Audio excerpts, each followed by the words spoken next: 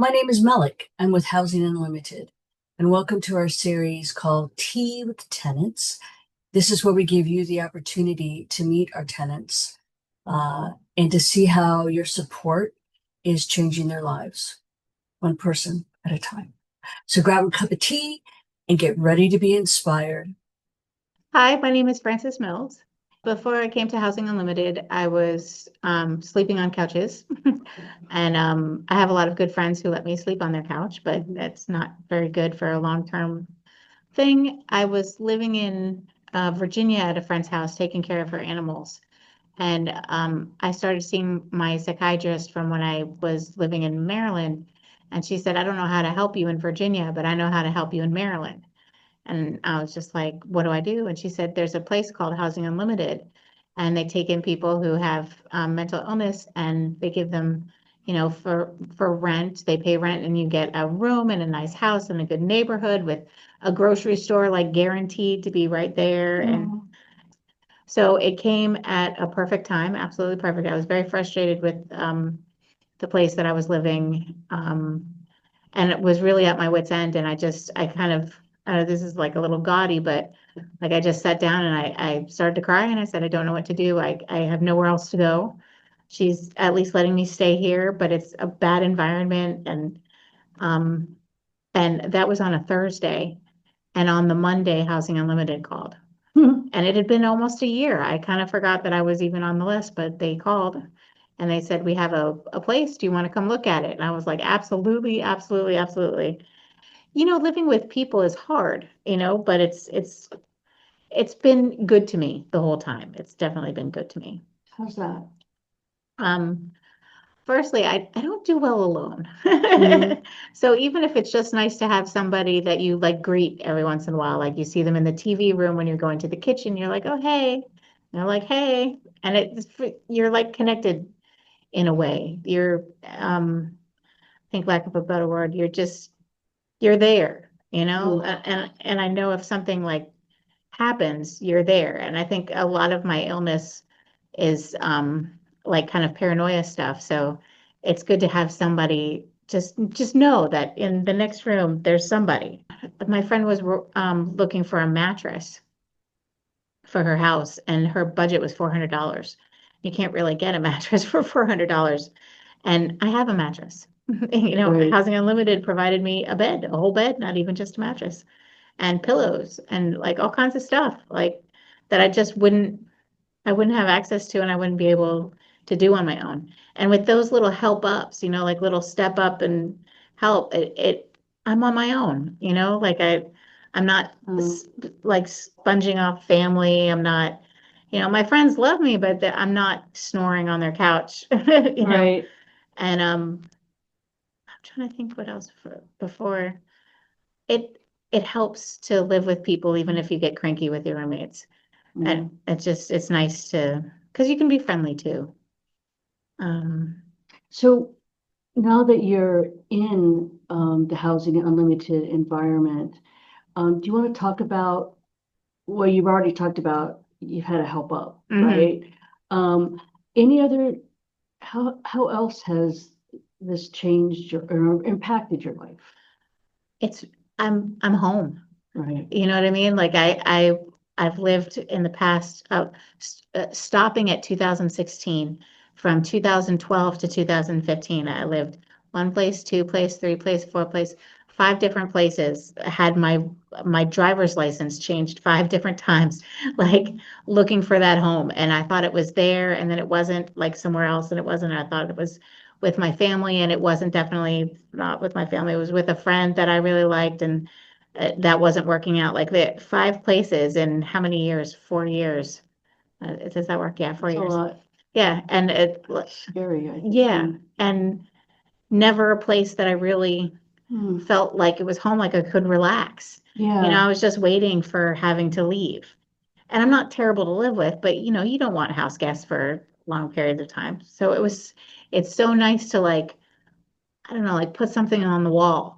You know what I mean? Because I wasn't able to before because I was Mm. just going to have to take it down. Yeah. So I can, my friend sent me this cute little painting and it's in my room. Like, and it's my room. And Yay. yeah. And I think it what's it called when you're, um, what's the word? Like when you're, And like for yourself, like you do things for yourself, like in, independent? yeah, there you Independent. Yeah. go. Yeah. Isn't that the best? Yeah, it really is. And I remember my mom telling me a story one time about how when she was in college, she wanted a dress.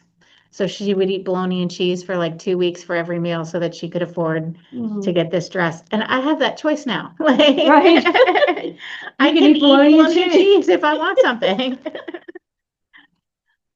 Then, all right, well, let's, as much as you're comfortable with, talk about kind of moving forward in life. I have cancer, and so and a slew of other problems. It hasn't been a good couple of years, like health wise, but I have a place to be for that. You know what I mean? And that Mhm. is a really big deal.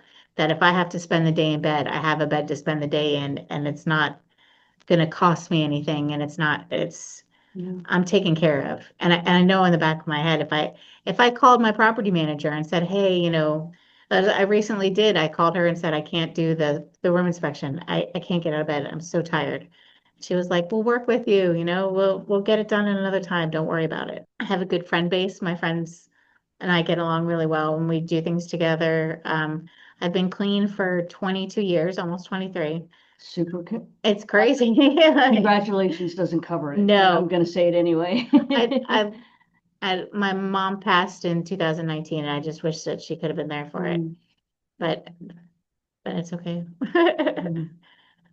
She'd be very excited for you now, I think right? she would. I Yeah. think she would. Knowing that you have a safe place to live. Exactly. And that was her thing too. Like I wasn't a perfect person, and I kind of treated her like crap a lot of the time. And so she cut it off, like, I'm not talking to you anymore, I'm not, we're done. And I was able to, live with other people, even though it wasn't, the best example. And then to come and to have a place like a whole apartment, like, like whole thing. And I got a job, I started working full time again. And I think she was stunned that that lasted, but it did. I worked full time for 6 years, and then I started to have health issues, and then I was working part time, and I was still having health issues, so it was became no time. But before she passed away, she asked me. She's not a real emotional woman, Mhm. but she was like, "So how's the job?" I had left it and come back. And I was like, it's okay. And she's like, what are you doing differently this time? Mm. And I said, I'm not taking on the tasks in order to rid the world of any kind of injustice. I'm just right now just doing it to make people's day a little better. I'm really glad, like the last time I saw her, we had a really good talk. So I'm Mm. just really glad that I was able to have that. And I think she would be proud. So I have a song for her. I told her she's not allowed to haunt me, but she can because it would freak me out. Maybe it was right after we scattered her ashes, we got in the car and that George Michael song, Gotta Have Faith came Yes. on. That's my song for her because it was absolutely perfect. We had just get dispensed her ashes and we Mhm. got in and you feel so sad and so like, oh, verklempt for lack of a better word. And that song comes on. So every time I hear that song, I know she's there and she's poking me and saying, you gotta have some faith. You gotta have faith. I also do stuff socially now. You know what I mean? Like I Tell me have about friends that. and like we do the stuff that I did in high school. We go for coffee, we go for to IHOP. Yeah. We go swimming. My friend has a swimming pool like in her neighborhood and we all go to the neighborhood one. On the way over here, I love talking with you. There's a lot we shared, right? Yeah, Um, I just want you to hear me tell you that you are amazing, thank you. you're brave, you're strong, Thank you. stronger than you think, maybe. And I'm so proud of you. How That's the thing. Like I uh, yeah. Like I am too. I'm really like I had such a hard time for so long, is there anything else you want to share with us? I think that it's possible. And like I said about the leg ups, it's really serious. Like I couldn't live here if I didn't live in Housing Unlimited. I tried. I tried coming from Central Virginia to here. There was a place that I went to check out the first place. My budget was $500. That's what I could afford to spend a month. And I went to this place that was like a basement apartment and looked fabulous. And I showed up and like there's bars on all the windows and the doors and like the people on the corner sketchy looking and I went in and looked at the place and it was actually the basement divided into six like cubby holes Oh, and like you could maybe fit a mattress, but you had no kitchen privileges. You had no upstairs privileges. You couldn't be in the house between 8 a.m. and 5 p.m. because you should be working. Weekends you weren't allowed, but it was just it's like a no dictatorship. refrigerator, no nothing. It was just, I was like, I'll never be able to move back to Maryland. I was so blessed to be able to live there for so long, but and there's no way. And then Housing Unlimited called, and all of a sudden, there it was. I remember. So after I started my job, I was driving home from work, and it was a cranky day at work. And I got there, and I passed on Seven Locks. There's a sign that says "Welcome to Rockville," Right. and I started bawling because Mhm. I was home.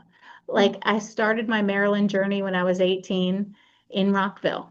And then I moved to like Gaithersburg and Bethesda for a little while and Olney but the fact that I was in Rockville, that's where I started. I was like, I felt, and this is kind of cheesy and you can cut it, but I kind of felt like God took me out and spruced me up and made me Mhm. better and stronger and everything, and then stuck me back almost in my exact place and was like, let's start again. And the things you go through in life, are for a purpose. I like to hope that anyway, that they're there Mhm. to teach you something or do something. Like it's not just in vain that you have like issues or suffer or whatever. And I've seen a lot of hope. So I Yeah. feel like I'm one of those little miracles running around like if the world had just tilted a little further, I would have fallen off. Wow. But it didn't tilt that far, so I didn't fall off. Or I was able to climb back up with help.